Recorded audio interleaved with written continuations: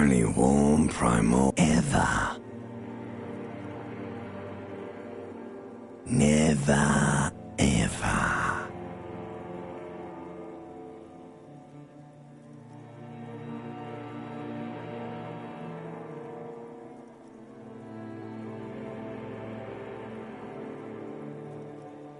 Never, ever, ever, baby.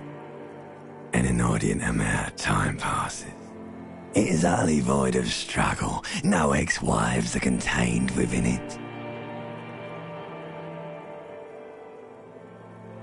Yes, it is.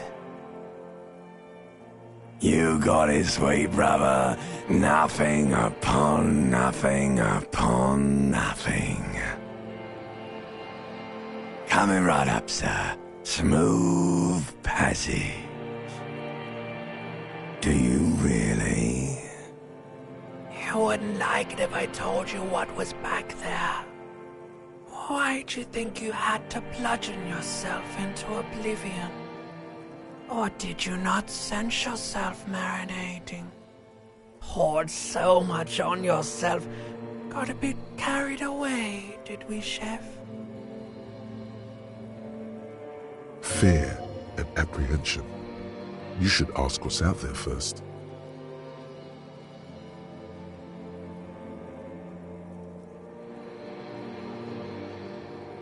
Somewhere in the sore, bloated man meat around you.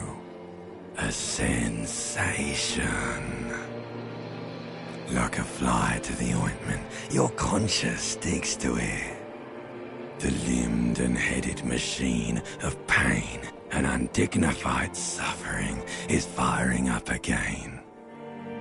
It wants to walk the desert, hurting, longing, dancing to disco music. You can take it. You're a champion.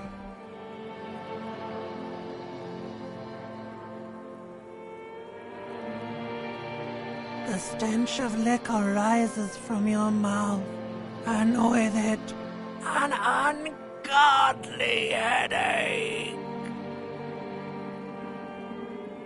A fiery streak penetrates your skull, trying to force your eyes open. It's a sound, a clarion call from hell. Somehow, you know what it is. A caprice can name a motor carriage.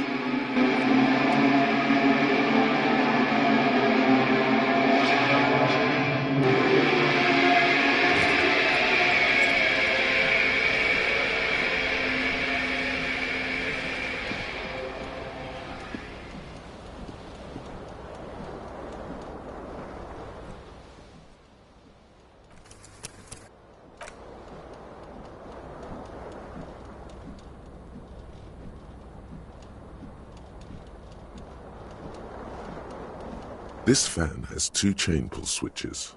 One ends in a tiny fan, the other in a light bulb. A truly horrific necktie has somehow attached itself to one of the blades. Or has it been consigned there as punishment?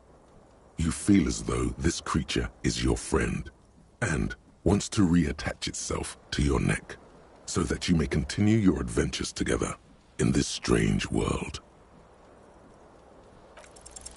You reach out to grab the tie, but what's this? Diffuse, radiating chest pain. Doom comes over you. This is bad.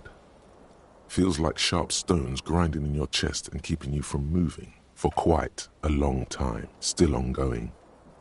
Now is a good time to... Finally, the pressure recedes.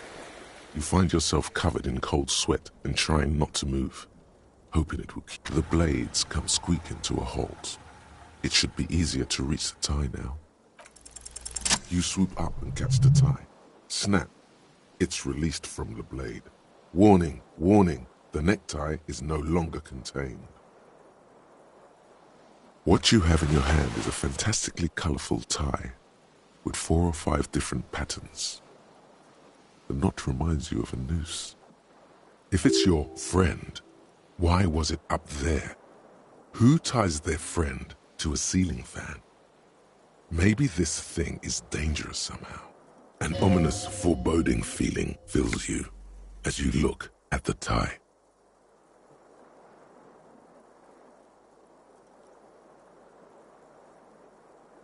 The switch must be broken because nothing happens. The air in the room is starting to feel like vaporized urine. The switch must be broken. A terrible mistake. Turn the lights off immediately. You can practically feel the photons burning a hole in your brain. Your eyes burn with photosensitivity. It's not good.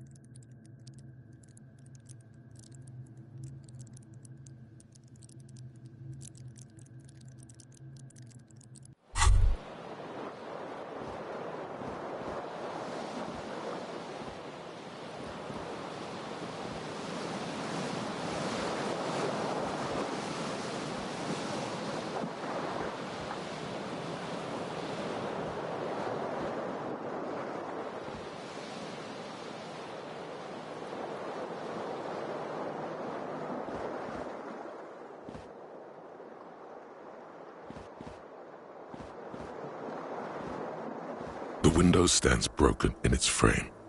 Cold wind blows in. The morning light hurts your eyes. It's hazy, but you see the ocean and some war-torn buildings. The shards face outward. Whatever broke this window came from the inside. A fine web of scarring covers the back of your right hand, but none of it is recent. More likely a projectile than a held object. There are no fragments on the floor from pulling a tool back in after impact. It is too large for a bullet, yet too small for a piece of furniture. You're looking for something heavy and larger than your fist, like the green shoe that's on the hat rack in the corner, which, coincidentally, is missing its friend. Congratulations. You smashed the window with your own shoe. Now you only have one. If you're lucky, you can still find the other on the balcony outside. The door to it should be outside your room. A cool wind gushes in. Your toes curl up from the cold.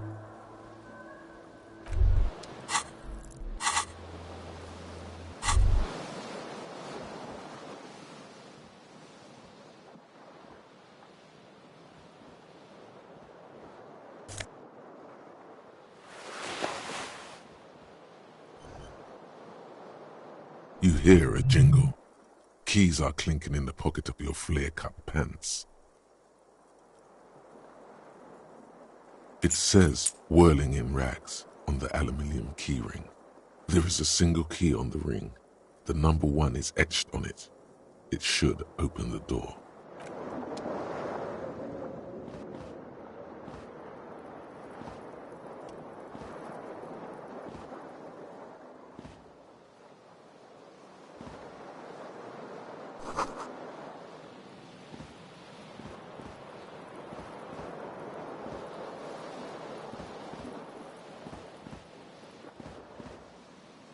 A mirror hangs above a bent and broken sink. In a fierce discharge of masculine energy, someone has ripped half the faucet off. Hot water sprays from the base and steam covers the mirror. You cannot see yourself, just the outline of a man. Suddenly, you realize you have no memory of the face that awaits you there, underneath the soft vapor. As you slowly reach your hand towards the surface of the mirror. Abort. You clearly have not thought this through. You won't like what you see there, and you will never unbecome it.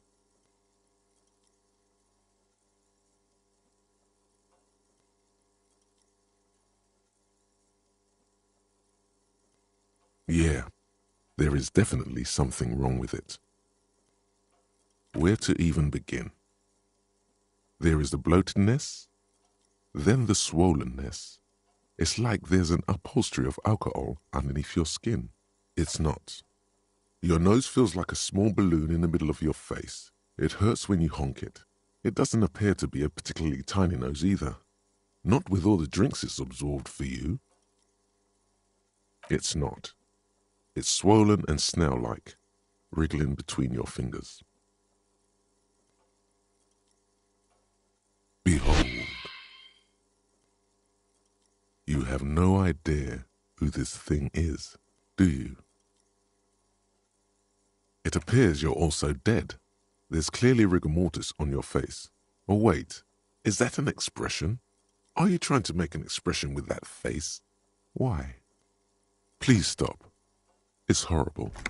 You're scaring yourself. You can't, can you? It's like it's not even voluntary anymore. You have worn that grin into your face, and now it won't come off. What does it even mean? What is the emotion you're trying to convey?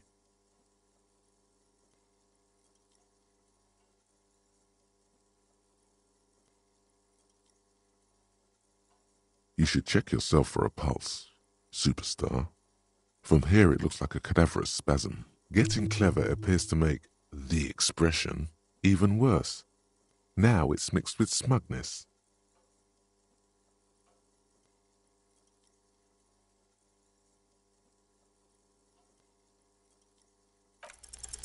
It's too late. Like an image on film. The expression.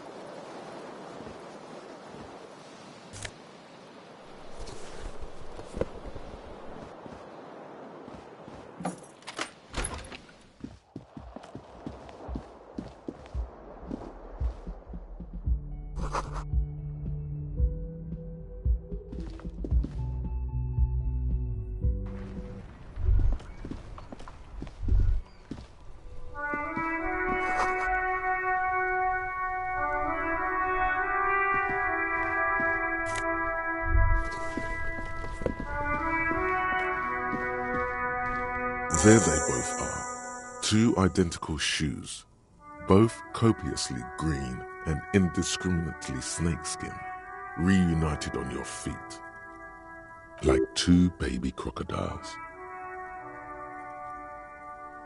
Good, they're balanced, comfy. Feels like the only good thing about you right now, truth be told.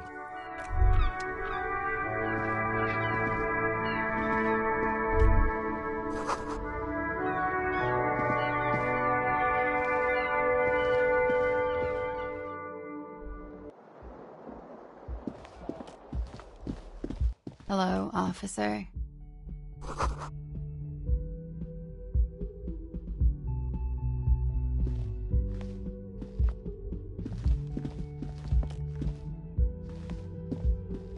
The young woman raises a cigarette to her lips.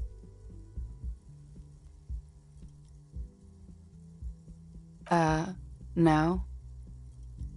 There's only one solution to this. You're a businessman. The young woman shakes her head slowly. Officer could be an artistic statement. You're already prone to those. No. You're a police officer, sir. I'm not. Unless you've been shitting us all this time. You've been here for 3 days. On official police business, no less. Couldn't say. In truth, so far, mostly drinking. Could it be because of the drinking? The words have already left your mouth.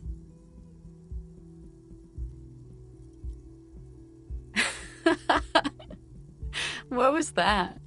That's not even how words are used. What did you say? Come on, say it again. Come on, man. Freddy, please. One more time. Goddamn right you did. You crazy asshole, you. What kind of cop are you? Okay, that's cool. Or if I can just maybe ask you to elaborate on that superstardom a tiny bit. I have certainly been entertained. Thank you. Whatever you are, you should stick to it. Otherwise, it's gonna suck for you later when you have to interrogate me.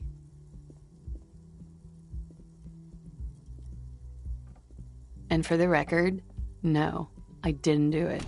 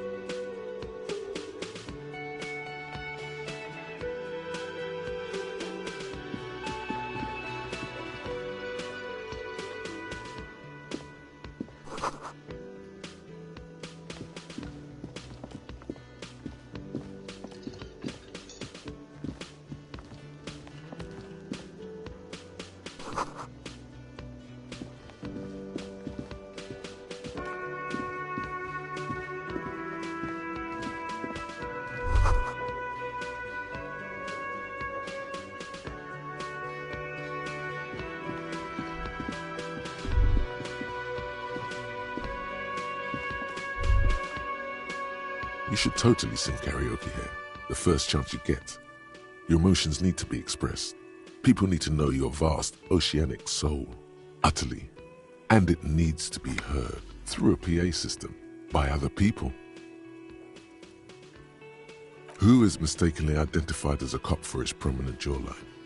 Yes, sounds likely. You should probably go on stage and pose for a moment when you're done with this thought. See if it works. Who is mistakenly identified as a cop? You have not yet stumbled on the right lamentation, but it's out there. It'll come to you. You will wreak havoc with it. Don't worry. Serves them right. Wipe that smirk off their face with your sad, tragic song. Who's laughing now? No one. You have to find something tragic to sing first, though.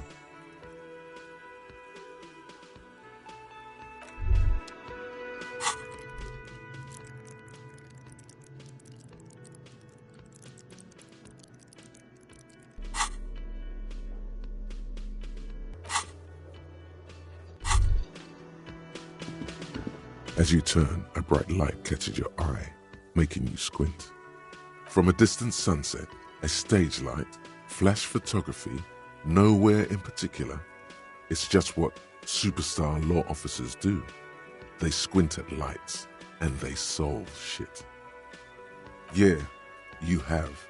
You're a big dick cop, Dick Mullen, Salam Rocky Bai, badass on the edge disco cop. Time to recede into a ludicrous fantasy world. Here we go. Camera, lights.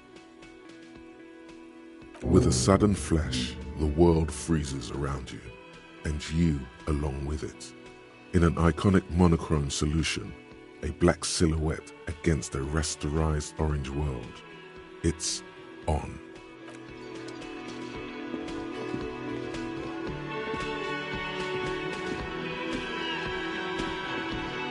A man in in his late 20s, stands behind the counter, inspecting a stuffed seabird.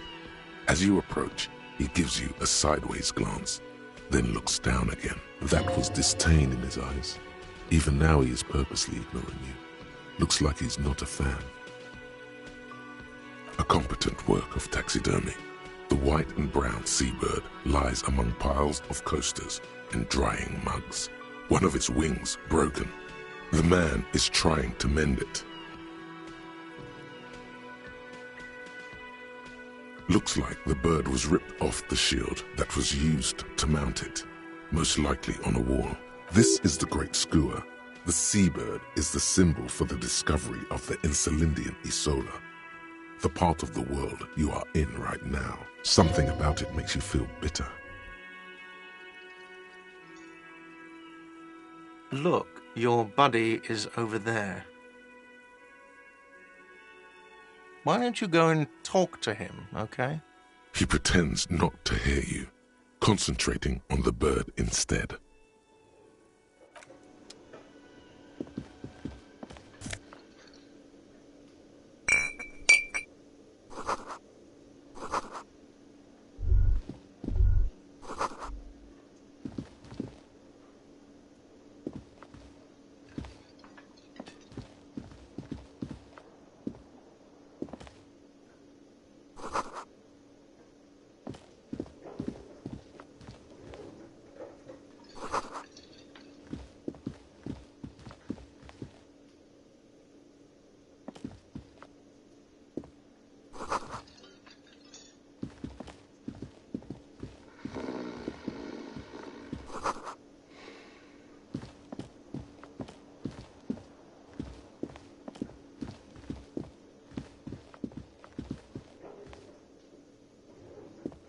A bespectacled man in an orange bomber jacket is tapping his foot on the floor.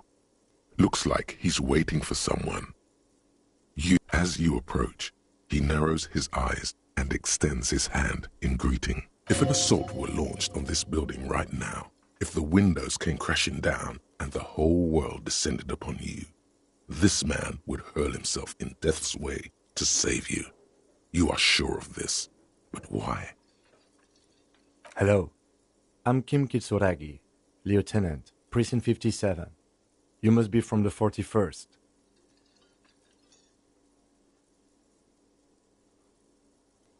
You realize he's waiting for your name. This is your chance to come up with a really good name for yourself. Get creative. Conceptualize. Raphael Ambrosius Cousteau.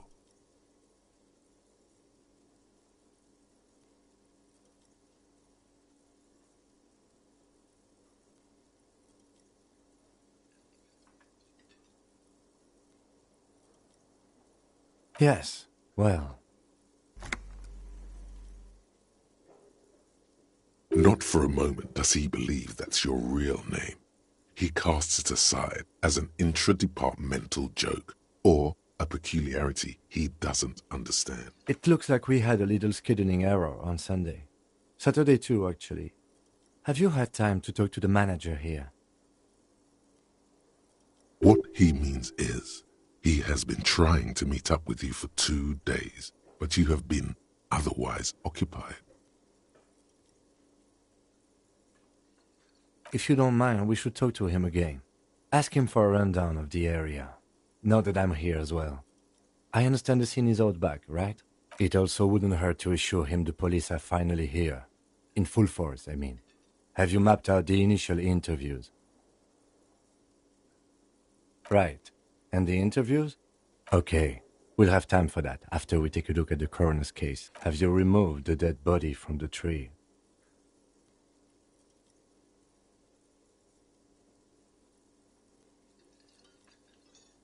Does that mean the body is no longer in the tree? Sure. But did you take it down from the tree? So, the body is still in the tree. This is the first time you detect a weariness in the lieutenant's voice. It is obvious he would have preferred for the body to no longer be in the tree. where it has been hanging for 7 days straight. We should go there as soon as we are done talking to the owner. After you, officer. If you're about to embark on an investigation, shouldn't you have a badge? You mean you don't have a badge? Oh, if you didn't have your badge, then that would be very bad. You would need to report it on my shortwave. But since you do have it, we can go straight to the task at hand. Lieutenant Kitsuragi is now in your party. You can talk to him whenever by interacting with him.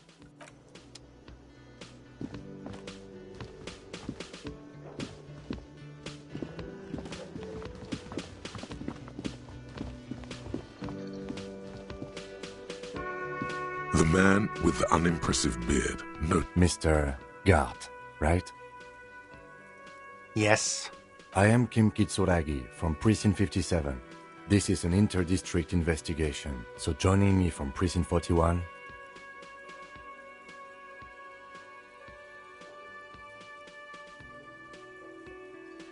Right. Now, I know it took us a while to arrive at the scene. It also took you a while to call us and report the dead body. It was you who placed the call, yes? No, I only just got here. It was probably Sylvie who called you. She usually works the bar here.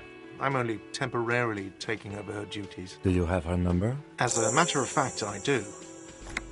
You said you just got here. From where? Are you a local? What, of Martinez? No, I live in Jamrock. I only sometimes come here to keep an eye on the place. This is just one of the many, many cafeterias I manage. But you still know your way around, yes? In case we need directions. Yes, I know where some things are, but as I said, I don't live here. I just used to work here. And I'm not going to start working here again, if that's what you think. I didn't imply that. Detective. he probably means this is where you step in and ask your questions. His face expresses profound doubt in your having this. I don't know who killed him. I'm not the police. That's your job.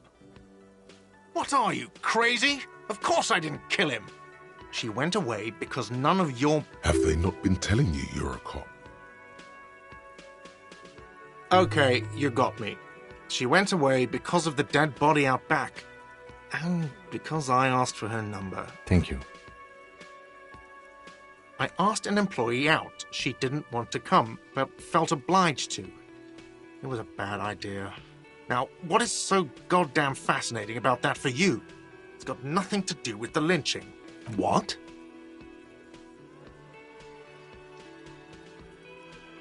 Is that so? Mr. Feminist... You've gained a thought. When this dialogue is over, go to your thought cabinet and internalize it for special bonus. Let's go. Not so fast, Mr. Feminist.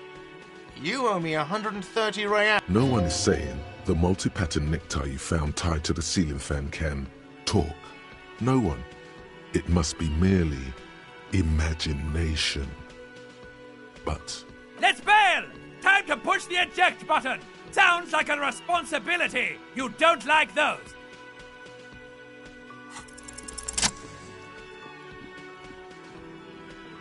as you blow this joint, behind you a whiny voice shouts. Real mature, man. Real mature.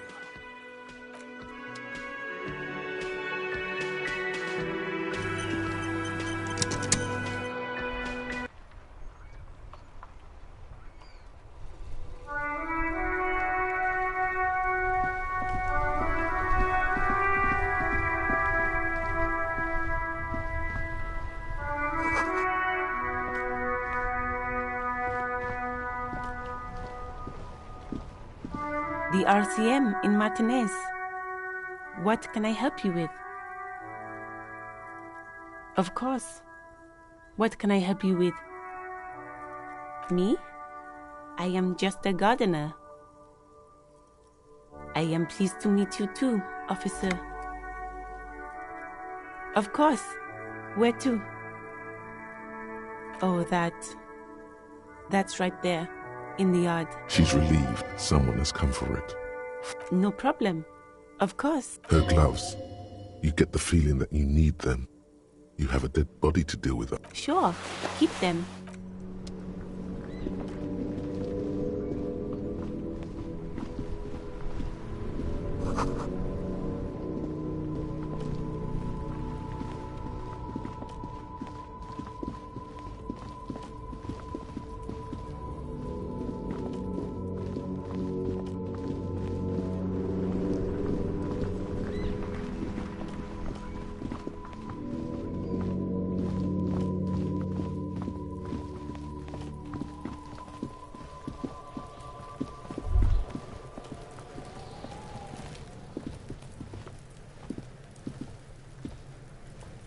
Kuno's got this! If there ever was such a thing as an ugly kid, then this is it. He's almost exquisite in his ugliness, like a gremlin. Oh yeah, nappa gumpy, Kuno! Can't talk, pig! Shit's coming up strong! Throwing rocks! Shit coming up strong. That sounds good. Joyous.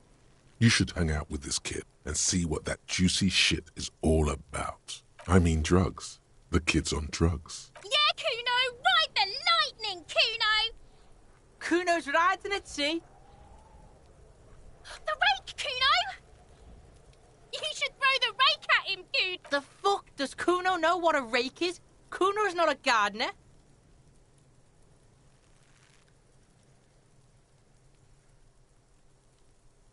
Fuck no! Kuno doesn't buy that shit. Fucking entrapment shit. We shouldn't do anything. I don't tempt such forces. You will see. The language these kids are using. Pure.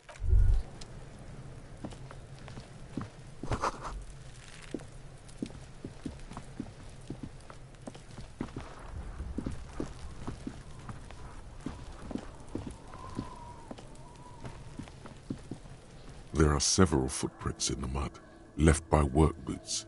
Anywhere from 6 to 12 pairs have walked here. Heavy workers' boots with reinforced toes and hobnails, all over the yard. Isn't this something an industrial worker would wear? Maybe more than 12. No, 8 pairs of boots have shuffled back and forth in the mud. 1. Standard work boot, steel reinforced toes, number 46. 2. Stand 3. Hobnail 4. You don't know. It's a miracle you can tell the prints apart as it is. The cold must have preserved them. 5. Another 6. 7. The glowing out 8. And yet another step. How many? I was pretty off then.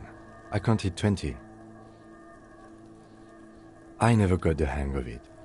Hyperopia. Do you see anything out of the ordinary? Interesting. Let's name it the Old Soul. Someone operating a workbench with a pedal? Like a joiner at the harbor. Or maybe a drummer? He regrets it the moment he says it.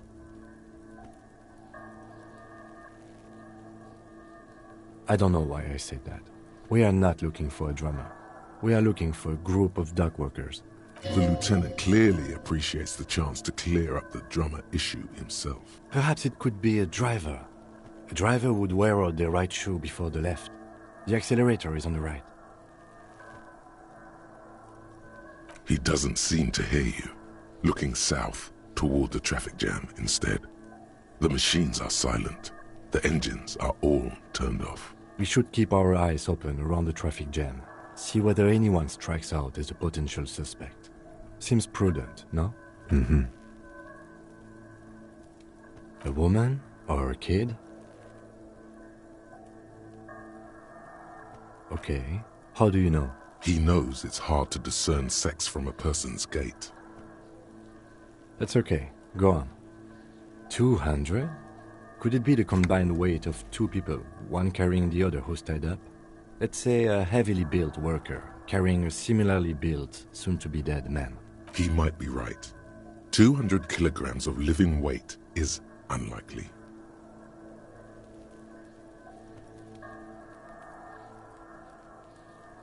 Maybe it wasn't.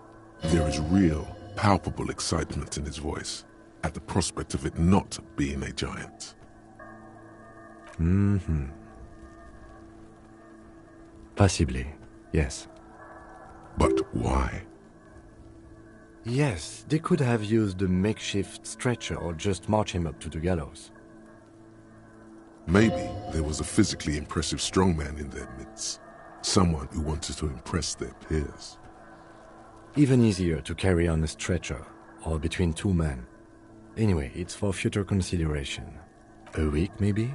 It is not impossible. I pulled last week's forecast for coastal Havashol. Correct again. Sub-zero temperatures would preserve the tracks in a good state. What do I think? A mob of people brought something heavy to the tree. One of them was carrying the victim. They shuffled around, especially under the tree. Then, after hoisting him up, they stood in a semicircle facing his direction. At first glance, this appears to be a lynching. Indeed. They all stood in a row here and looked at the tree. Yes, everything fits so well. Carried him over, hoisted him up, watched him hang. This is easy. Isn't it strange to have your assumptions confirmed like this? This is what someone whispering suggestions in your ear would like you to feel. The lieutenant is saying something, but you can't hear it. What? Withhold being content? What are you? Mild to moderately disabled? That doesn't feel like something you should do. Live a little!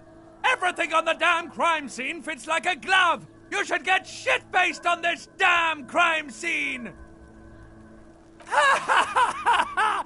Regardez Ladrutar! He wants to have fun without alcohol! That won't be fun! That'll be boring and sad! Detective?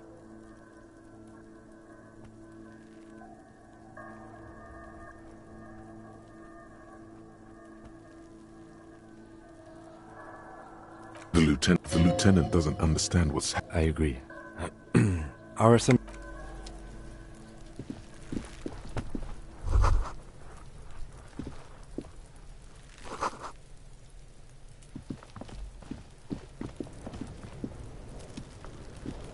Can't you see I'm throwing rocks?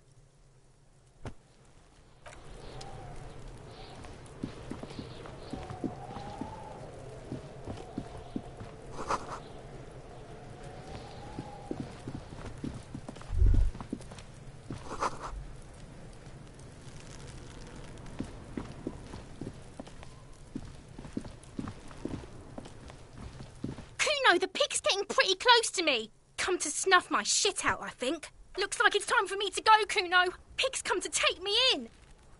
I'm going away for a long, long time, Kuno. Going away for life. What's going on there? Fuck are you trying to pull, pig? Murder was the case they gave me.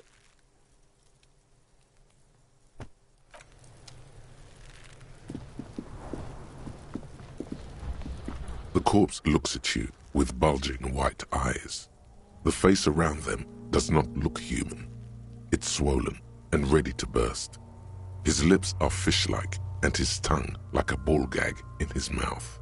You seem to be holding your breath. A cargo belt twists his neck at an unnatural angle. The body below appears stiff. It's letting out an ungodly rot. The smell seeps in even through your clenched nostril. Active decay. It's okay to throw up, officer. No one is judging. He's about to blow. Cock's gonna blow, Kuno. The smell is repulsive. It pushes in from your mouth, more instant.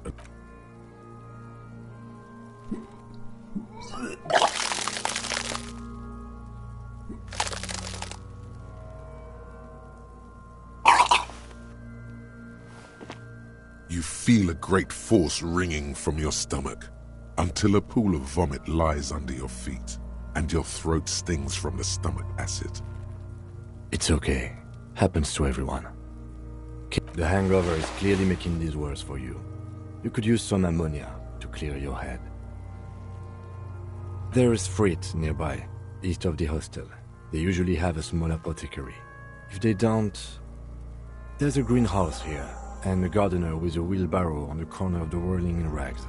If she works here, she might have something for the smell. Pretty clever.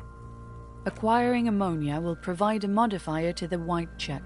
Modifiers make checks easier and allow you to retry them.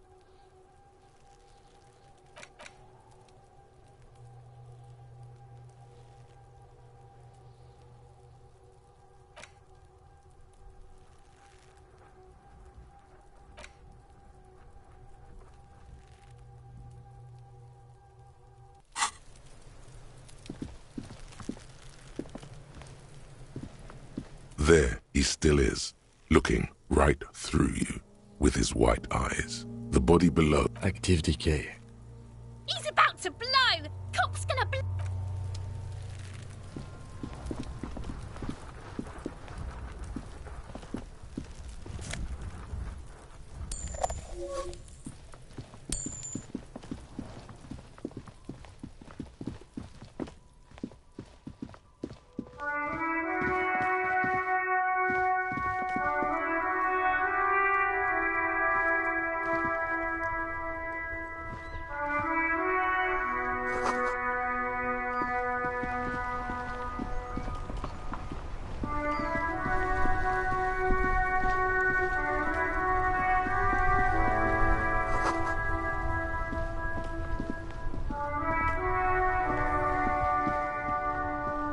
Hello again, officer. How are things? Sure, I'm done with it. Go easy on that stuff. It gave me a terrible headache.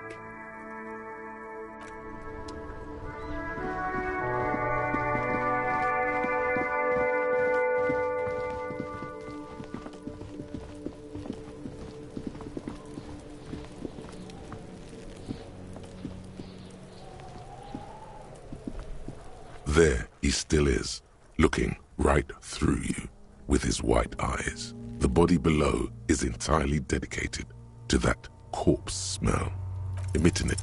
The ammonia only makes it worse. The combination forces tears out of your ducts. You manage to keep it. The second time, not so much. When the vomiting is done, your cheeks are wet with tears.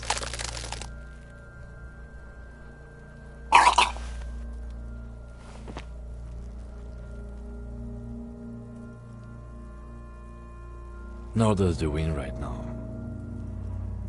The weight is reassuring, like a... I've seen strong men turn themselves inside out for hours. You are facing tough odds here. Alcohol withdrawal makes it considerably harder.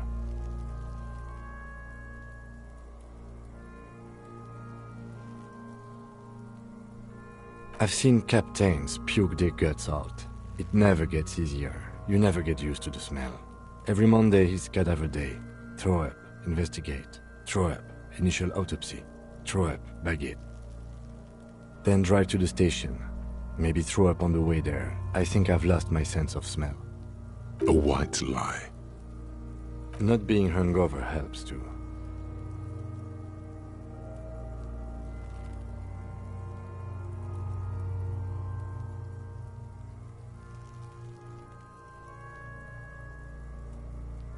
That's probably a good idea.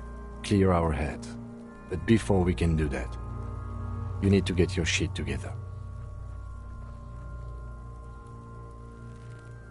We should go talk to the locals.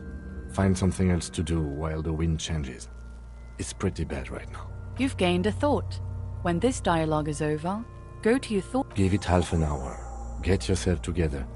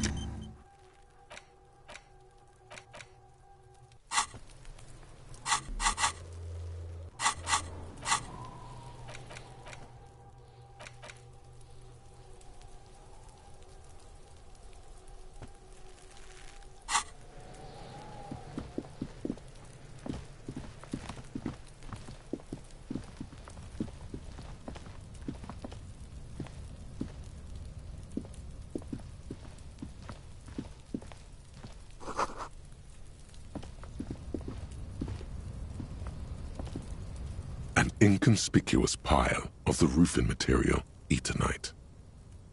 It's nothing. Someone just left some roofing material slanted against an old shack. Because it's nice and orderly. Well-laid pallets. No, there's more to this. You get this strange feeling. Hard to say. It's gone now. Feelings pass, you see. Especially the small ones. It's nothing. Someone just left some...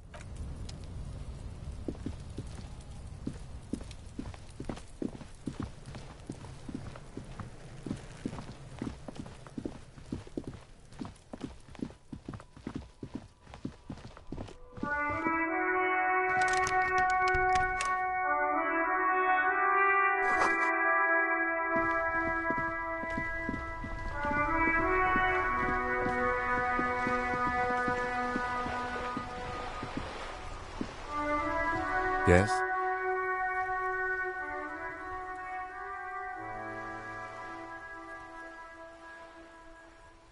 Excuse me?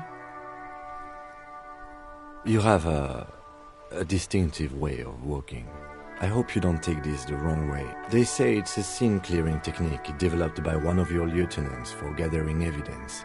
It's erratic, yet thorough. Prioritizes containers. I'm sure you don't.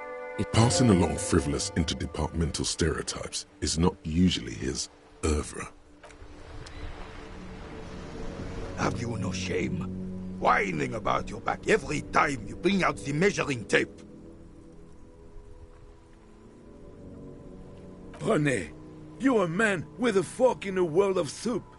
Please, let's just try to enjoy the game, alright? I'm trying to, but you keep breaking my concentration. These manly men are playing balls. This is a ball game. Grab a... That's the spirit. Don't even waste your breath asking about the game. They wouldn't know anyway. They're way past their prime.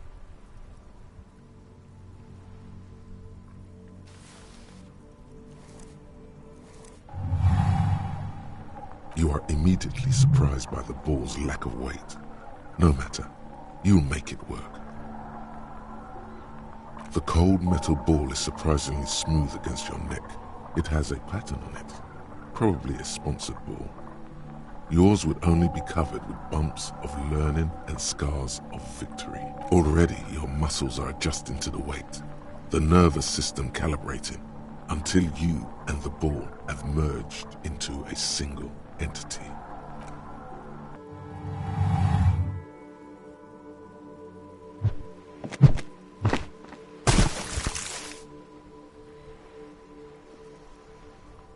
Merde! Bordel de merde! A whorehouse of shit? It wasn't whorehouse of shit. The shot was at least 23 meters, probably 24, and then some. Nothing to be embarrassed about. What the hell is your problem?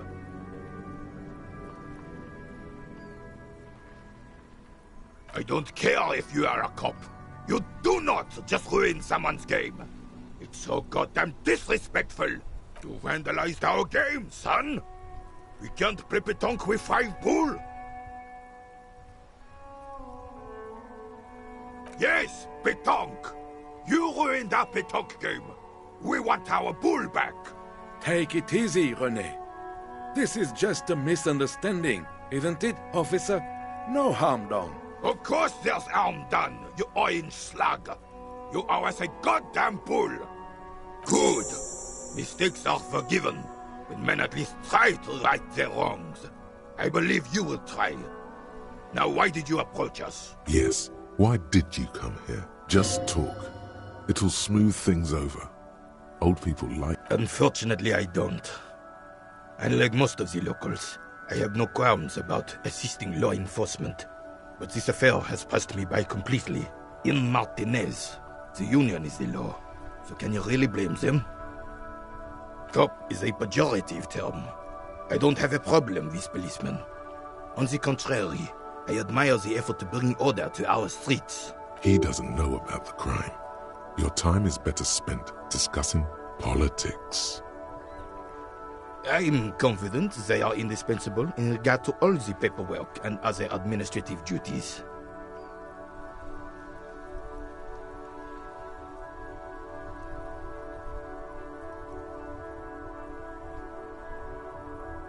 I am merely stating that nature, in her infinite wisdom, has made men more fit to perform certain, more challenging tasks than women.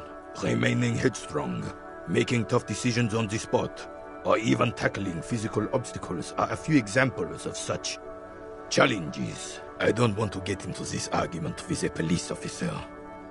Let's just say that in the last 82 years, I have repeatedly seen my beliefs confirmed in full. Yes, the terrain here provides an interesting variety to a familiar game. I do. Fire from heavy artillery. Why what? Because that's what happens when communards hijack your country, execute your supreme leadership, and turn your capital into a slaughterhouse. You use heavy ordnance to clean up your home. Sadly, no. It was the foreigners who brought them to their knees. We fought valiantly. Too valiantly. So valiantly we got licked. Should have fought dirty, like they did with their suicide sex cult propaganda and mad anarchist women strapped to shrapnel bombs. We didn't though, and we lacked caliber. God bless him, but the suzerain's cannons simply weren't big enough. Because this place is a damn beachhead. Yes, the military coordinated amphibious landing to take back Revachol. He finds your lack of historic knowledge troubling. Martinez was used as one of the 3 footholds in Revachol during Operation Deathblow in 08. The other 2 are off in Stella Maris and the Delta. This here is Blood Ground, where coalition boots first made landfall and cleaned those rabid dogs out. Most likely, we're playing pétanque on their mangled corpses. Blood Ground. You got old René going there. Like he isn't hungry enough already. Damn right, son. The rest of the city got cleaned up, but... Well, it's your own damn You don't even... Thinking men have opinions on these things. Present one.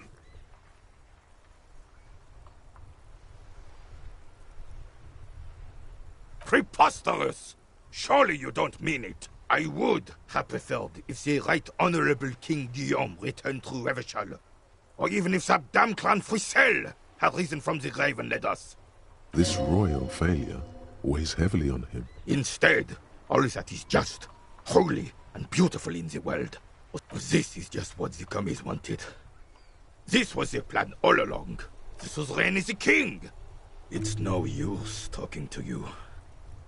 You were still in Daddy's balls when it happened. When we took our last stand against the filth. All you observe is a veteran. This is it. Don't you mean, Frick? You do not... There's something you missed. You will get to it.